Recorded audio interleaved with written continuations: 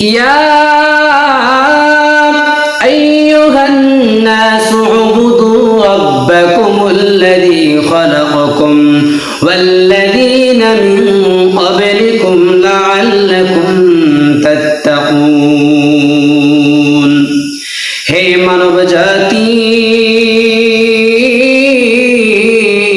তোমরা তোমাদের রবের ইবাদত করো, যিনি সৃষ্টি করেছেন তোমাদেরকে এবং তোমাদের পূর্বে যারা ছিল তাদেরকে, যেন তোমরা তাকওয়া অবলম্বন করতে পারো। এই জন্য আমার আল্লাহ পাক রব্বুল আলামিন 27 নম্বর পারা 2 নম্বর পৃষ্ঠার মধ্যে ডাইকা বলেছেন, ওয়া মা খালাকতুল জিন্না ওয়াল ইনসা ইল্লা লিয়াবুদুন। আমি আল্লাহ